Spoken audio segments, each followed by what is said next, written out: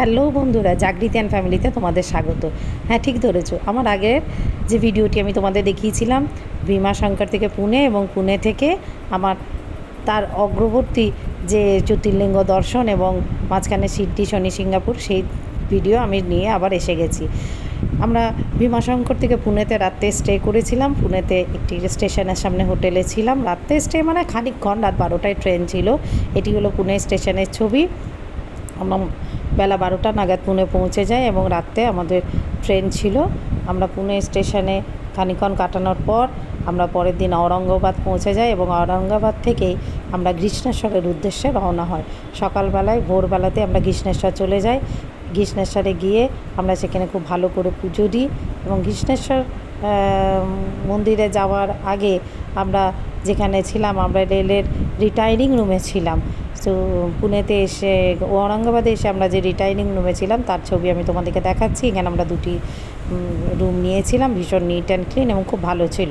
আমরা সকাল সকাল বেরিয়ে পড়েছিলাম। পরের দিন যেদিন পৌঁছায় সেদিন একটু লোকাল ট্যুর আস্তে আস্তে সেরে পরের দিন সকালেই বেরিয়ে পড়েছিলাম কৃষ্ণেশ্বরের উদ্দেশ্যে। কৃষ্ণেশ্বর জ্যোতির্লিঙ্গ দর্শনের খুব সুন্দর অভিজ্ঞতা হয়েছে, কিন্তু মন্দিরটি একটি এত ছোট্ট জায়গার মধ্যে যে তার ছবি আমি তোমাদেরকে দিতে পারিনি, কারণ ওটা আমার ফটো তোলা হয়নি, সমস্ত কিছু ওরা জমা রেখেছিল।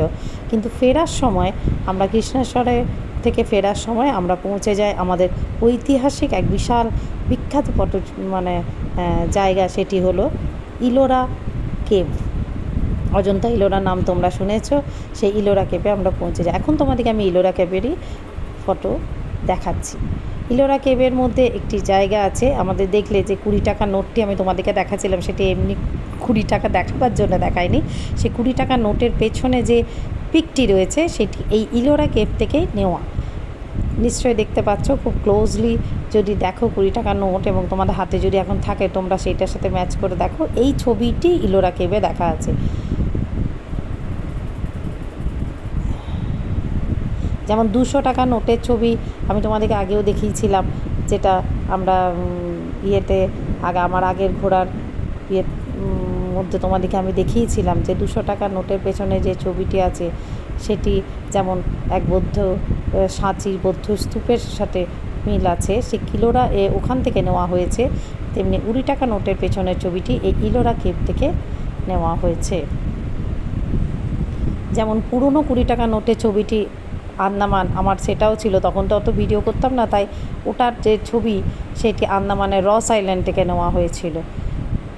এটা খুব ভালো লাগে যে আমাদের অর্থের মধ্যেও যে ছবিগুলি সেগুলি আমাদেরই এক বিরাট ঐতিহাসিক স্থান থেকে নেওয়া হয়েছে। ইলোরা কেভের গল্প যদি তোমাদেরকে বলি তো খুব খুব সুন্দর এই কেভটি। এত পাথর কেটে পড়ে সেখানে এত সুন্দর বুদ্ধিস্টরা, ইতিহাস আমরা ইলোরা কেভ পড়েছি আগেও, এত সুন্দর একটি জায়গা নির্মাণ করা হয়েছে, বিচিত্র এবং অকল্পনীয়। যেখানে আগে বুদ্ধিস্টরা থাকতো, সাধনা করতো। এই ইলোরা কেভের ভেতরে যে কৈলাস আদি কৈলাস বলা হয়, এবং সেখানে এই পাথর একই পাহাড়ের পাথর কেটে আদি কৈলাস অর্থাৎ একটি বিশাল শিবলিঙ্গও রয়েছে, সেটিও খুব সুন্দর। আমি সেটা আস্তে আস্তে তোমাদেরকে দেখাবো এবং চোখ যেন একদম ভরে যাচ্ছে যে কি করে সম্ভব বন্ধুরা।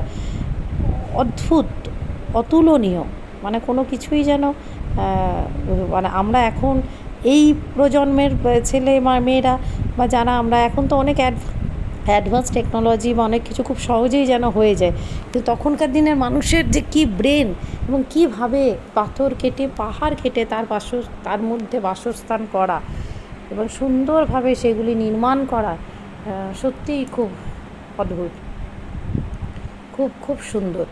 আমরা তাজমহলটাকেই বলি আমাদের একটি ঐতিহাসিক চিহ্ন, কিন্তু এই ইলোরা কেভ যেন তাজমহলের থেকেও হাজার হাজার গুণ, আমার দৃষ্টিতে হাজার হাজার গুণ সুন্দর। কীভাবে কীরকমভাবে করেছে, কীভাবে তৈরি করেছে, এগুলি যেন দেখার জন্য।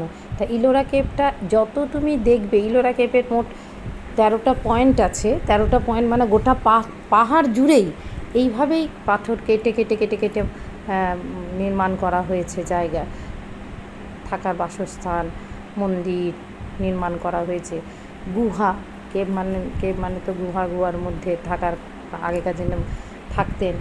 তো এই দৃশ্যগুলি দেখো, এক একটি মূর্তি কীভাবে যে তৈরি করেছে, সত্যি মানে হ্যাটস অফ, ভাবা যায় না। ইলোরা কেভটায় কেউ যদি যাও তাহলে আমি বলবো একটু বেশি সময় নিয়ে এবং একটু সন্ধ্যের দিকে, যদি রোদের তাপ, যদি শীতকালে যাচ্ছ খুব ভালো, আর যদি একটু অন্য সময় যাচ্ছ, আমরা যেমন মার্চে গিয়েছিলাম তবে তখনও বেশ গরম পড়েছে, কিন্তু যদি একটু নভেম্বর ডিসেম্বর করে যাও তাহলে খুব ভালো লাগবে, কেন ঘুরে আরাম পাবে।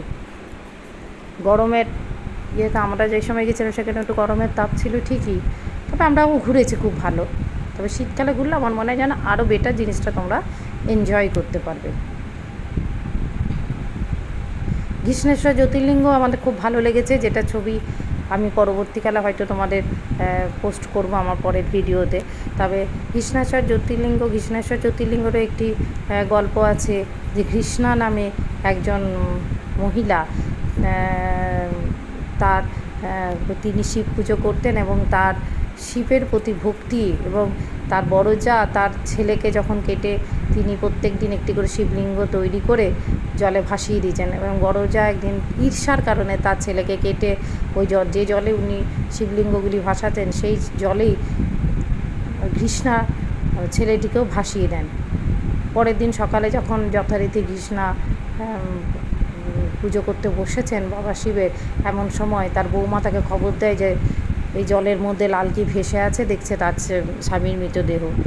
তখন সে কান্নায় ফেটে পড়ে, এবং কিন্তু কৃষ্ণা নিজের পুজো শেষ করেই তবে সে আবেগপ্রবণ হয়। এই দেখে বাবা শিব স্বয়ং আসে এবং তার বড় যাকে তাকে তার ছেলে ফিরিয়ে দেয়। ওই জল থেকেই তার ছেলে উঠে আসে এবং তার বড় যাকে দণ্ডিত করবার জন্য ক্রুদ্ধ রূপ নেয়। এই হচ্ছে আদি কৈলাস মহাকাল, যেটা তোমাদেরকে বলছিলাম ইলোরা কেভের মধ্যেই রয়েছে। এই হচ্ছে আদি কৈলাস মহাকাল, হ্যাঁ যেটা বলছিলাম। তো সেই রুদ্র রূপ নেয়। তখন কৃষ্ণা তার বড় যা তার দিদিকে বাঁচাবার জন্য তিনি অনুরোধ করেন বাবা শিবকে। তখন বাবা ভোলানাথ তার উপর সন্তুষ্ট হয় এবং তাকে আশীর্বাদ দেয়। কিন্তু কৃষ্ণা বলে, যদি আমাকে কিছু দিতেই চাও তাহলে বাবা আপনি আমার এইখানে আমি যে প্রত্যেক দিন আপনার শিব পুজো করি তার স্মৃতিস্বরূপ আপনি এখানে জ্যোতির্লিঙ্গ রূপে বিরাজমান হন। তখন বাবা ভোলেনাথ জ্যোতির্লিঙ্গ রূপে বিরাজমান হয়, এবং সেই থেকে এই 12টি জ্যোতির্লিঙ্গের মধ্যে এটি একটি অন্যতম জ্যোতির্লিঙ্গ হয়, ঘৃষ্ণেশ্বর জ্যোতির্লিঙ্গ। দেখো কি সুন্দর সুন্দর পাথর কেটে কেটে মা দুর্গার মূর্তি, মানে চারিদিকটি যেন একটি আমাদের কাছে যেন একটা আধ্যাত্মিক একটা পরিবেশ ফুটে উঠেছে। ইলোরা কেভ খুব সুন্দর, 13টি পয়েন্ট আছে, কিন্তু আমাদের হাতে খুব বেশি সময় আছে। মেন পয়েন্ট কিন্তু এটাই 13, এটাই মেন পয়েন্ট। বাকি কেউ যদি মনে করো গোটা পাহাড়টি জুড়ে, সেখানে 3-4 ঘন্টা লাগবে তোমাদের, সেরকমভাবেই কিন্তু তোমরা আস্তে আস্তে ঘুরতে পারো। পাহাড়টা জুড়েই কিন্তু আস্তে আস্তে ঘুরে আসতে পারো। আমাদের ইলোরা কেভ থেকে আস্তে আস্তে আমরা বেরিয়ে পরে ফ্রুট জুস এসব খাওয়া হয়েছে আমাদের। রোদের হালকা হালকা তাপ ছিল ঠিকই, তবে ভালো লেগেছে, আমরা এনজয় করেছি ব্যাপারটাকে। এই দেখো এই নানা ধরনের ফ্রুট জুস এইসব রয়েছে। সেখান থেকে বেরিয়ে আমরা শায়িত হনুমান মন্দির যাই। এটি হচ্ছে শায়িত হনুমান মন্দিরের ছবি। এখানে বিশাল এক হনুমান মন্দির, সেখানে শায়িত রূপে বাবা হনুমান বিরাজ করে। আচ্ছা, কৃষ্ণেশ্বর থেকে ফেরার পরে ঔরঙ্গাবাদের সবথেকে ফেমাস শাড়ি পৈঠানি সিল্ক বিভিন্ন জায়গায় রয়েছে। তবে হ্যাঁ, আমি কারখানাতে যেখানে পৈঠানি সিল্ক তৈরি হচ্ছে সেখানে আমি তোমাদের দেখাচ্ছি, কিন্তু এটা বলে রাখি যে গাড়িতে তোমরা যাবে তারা এই রকম অনেক রকম যেখানে তৈরি হয় সেখানে সেই রকম তোমাদের শপিং নিয়ে যাবে শপিং করাবার জন্য। তবে খুব ভেবেচিন্তেই কিনবে, কারণ এখানে দাম প্রচুর এবং তাদের একটা কমিশন থাকে। না কিনলেই ভালো, আমার মতে কিনো না, কারণ আমি পার্সোনালি কিনিনি। আমি ওখানে লোকাল লোকদিকে জিজ্ঞাসা করে তাদের যে মেন মার্কেট, সেই মেন মার্কেট থেকে হ্যাঁ আমিও পৈঠানি সিল্ক কিনেছি দুখানা। এইভাবে পৈঠানি সিল্ক তৈরি হয়। এটি হচ্ছে গোটা বম্বের একটি বিখ্যাত শাড়ি পৈঠানি সিল্ক, তোমরা নিশ্চয়ই নাম শুনেছো। এবং সেটা তৈরি হয় এইখানে ঔরঙ্গাবাদেই কিন্তু সেটা মেন তৈরি হয়। কেন বম্বে থেকেও কেউ যদি কিনতে চায় তারা কিন্তু ওখানেও পাওয়া যায়, কিন্তু এখানে পিওরটা নেবার জন্য পিওর ওখানে পাওয়া গেলে হয়তো এখানে কিছু সস্তা পড়ে, তার জন্য যেমন আমাদের বিষ্ণুপুরের শাড়ি, নদিয়ার শাড়ি, ঠিক সেই রকমই এখানে ঔরঙ্গাবাদে এই পৈঠানি সিল্ক তৈরি হয়। তবে তোমরা যদি কেউ কিনতে চাও অবশ্যই তোমরা মেন মার্কেটে খোঁজ নেবে, কোনো লোকাল লোকের কাছে। এইরকম যেরকম আমি নিয়েছি, এবং আমি আমার হাজব্যান্ডের সাথে অটো করে আমি সেই মার্কেটে গিয়ে আমি সেখানে শপিং করেছি। ডেফিনেটলি দারুণ দারুণ শাড়ি। হ্যাঁ, এটাও বলে রাখি, কলকাতা থেকে সেই শাড়িগুলির মূল্য প্রায় কিছু না হলেও 2,500 টাকা কম তো পাবেই, এবং কোয়ালিটিও খুব সুন্দর। পৈঠানি সিল্ক স্টার্টই হচ্ছে পিওর পৈঠানি সিল্ক, যদি তুমি বলো কাপসে পৈঠানি যদি নিতে যাও মোটামুটি 7,000 থেকে শুরু হচ্ছে।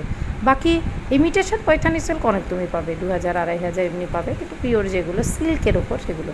আর হ্যাঁ, এটাও ঠিক, এটি কিন্তু আমাদের পিওর সিল্ক থেকে একটু আলাদা হয়। এটি হচ্ছে পৈঠানি সিল্কের কারখানা। এটা আমাদেরকে যে গাড়িতে আমরা গেছিলাম সেই গাড়ির লোকটি, এখানে প্রচুর গাড়ি তারা নিয়ে যাবেই ড্রাইভাররা, কারণ তাদের নিজস্ব কমিশন থেকে এখানে তৈরি হচ্ছে। আর এই ওখান থেকে বেরিয়ে তার ঠিক পাশেই তাদের শপিং মার্কেট রয়েছে। অদ্ভুত, আমাদের যেরকম বালুচুরির কাজ সেরকম ঔরঙ্গাবাদ বা বম্বেতে পৈঠানি কাজ। ওখানে পৈঠানি হচ্ছে বিখ্যাত একটি শাড়ি। এই হচ্ছে নানা ধরনের পৈঠানি সিল্ক তারা দেখাবে। ওখানে হেমরু বলেও একটি শাড়ি হয়, ওই হেমরু কিন্তু দেখতে পারো। আমার খুব একটা ভালো লাগেনি। হ্যাঁ, পৈঠানি সিল্ক নো ডাউট ভীষণ ভালো শাড়ি, এবং যদি মেন মার্কেটে কিনতে পারো খুব ভালো। আস্তে আস্তে আমরা বেরিয়ে পড়েছি ঔরঙ্গাবাদের উদ্দেশ্যে। ওখান থেকে আমরা ফেরবার সময় আমাদেরকে আরেকটি লোকাল স্পট, সেটি হচ্ছে ঔরঙ্গজেবের কিলা। সেখানে আমাদেরকে শেষ সময় নাকি ঔরঙ্গজেব এখানে এসেই থাকতো, সেই কিলা থেকে আমাদেরকে ঘুরতে নিয়ে গেল। তো এরকম তো প্রচুর কিলা দেখবে জায়গায়, খুব সুন্দর। তবে প্রচণ্ড রোদের তাপ ছিল বলে আমি খুব বেশি যেতে পারিনি, ছেলেকে তার বাবা নিয়ে ঘুরিয়ে এনেছে।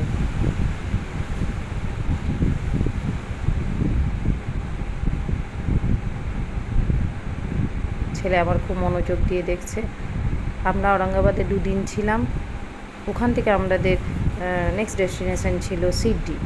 সিডনিতেও আমরা 3 দিন ছিলাম। সিডনি থেকে শনি সিঙ্গাপুর আমরা গিয়েছিলাম,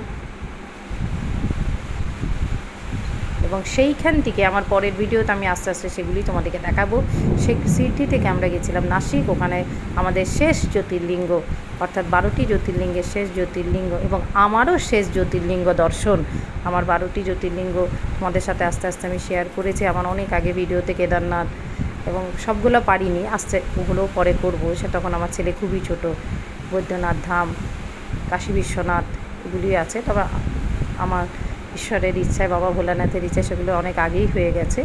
আমারও শেষ জ্যোতির্লিঙ্গ ত্রম্বকেশ্বর আমি তোমাদের সাথে শেয়ার করবো, এবং তোমাদেরকে আমি দেখাবো। এই ঔরঙ্গজেব কেলা আমরা গিয়েছিলাম। এই ঔরঙ্গাবাদে থেকে খুব ভালো লেগেছিল। এখন এই ঔরঙ্গাবাদের বর্তমান নাম করেছে সম্ভাজিনগর। ঠিকই, ঔরঙ্গজেব যে কেমন ছিল এবং কি অত্যাচারী ছিল তার তো দৃষ্টান্ত আমরা আস্তে আস্তে দেখতেই পাচ্ছি, এবং হিন্দু সম্প্রদায়ের কাছে তা খুবই বেদনাদায়ক। তাই সেক্ষেত্রে এখন ঔরঙ্গজেব, কিন্তু আমরা যেটা পড়ে এসেছি বা যেটা জেনে এসেছি, তাই বন্ধু ঔরঙ্গাবাদ দিয়ে আমি তোমাদেরকে আমার সমস্ত অভিজ্ঞতা শেয়ার করলাম। বাট এটার বর্তমান নাম হচ্ছে সম্ভাজিনগর।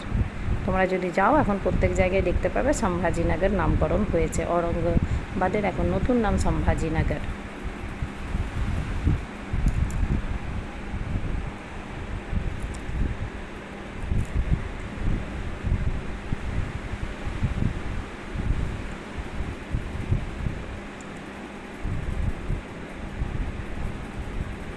তৈরি যেই করুক, ঔরঙ্গজেব করুক, শাহজাহান করুক, কিন্তু হ্যাঁ, এটা তো বারবার প্রমাণিত হয় যে সাধারণ মানুষদেরই কৃতকার্য যেন আমরা এখানে দেখতে পাই বা আমাদের সামনে ফুটে ওঠে। এই পাহাড়ের মধ্যেই, এই পাহাড় ঘিরেই কিন্তু ওই কেল্লা ছিল। এইভাবেই আমরা পরের দিন, সেদিন রেস্ট নিয়ে পরের দিন সকালবেলায় বাসে করে আমরা ওখান থেকে বেরিয়ে পড়ি, এবং বাসে করে ওখান থেকে আমরা সিডনির উদ্দেশ্যে রওনা দিই। ওখান থেকে শিরডির যাত্রা পথ ছিল প্রায় 4 ঘন্টার মতো। শিরডিতে আমরা নেমে যাই, নেমে গিয়ে আমরা সাই নিবাস উদ্দেশ্যে এটি বলে রাখি, এটি প্রত্যেক দিন যেদিন খোলে 3 মাস আগে বুকিং হয় এবং এত নিট অ্যান্ড ক্লিন এবং এত পরিষ্কার পরিচ্ছন্ন ভাবা যায় না। ভাড়াও একবার রুম 600 করে, কিন্তু খুব পরিষ্কার পরিচ্ছন্ন, নিট অ্যান্ড ক্লিন। এবং 3 মাস আগে যেদিন 3 মাস আগে যে ডেটে তুমি যাবে তার ঠিক 3 মাস আগে তোমাকে এটা বুক করতে হবে, এটা গিয়ে কোনো এর বুকিং হয় না। তাই এটা আমি কিন্তু বারবার বলে দিচ্ছি, কেউ যদি এখানে সাই নিবাস অনেকগুলোই আছে, কিন্তু কেউ যদি এই সাই নিবাস, এবং এটি হচ্ছে শিরডির সবথেকে বড় সাই নিবাস, শিরডি মন্দির থেকে মাত্র 5 মিনিটের রাস্তা হাঁটা।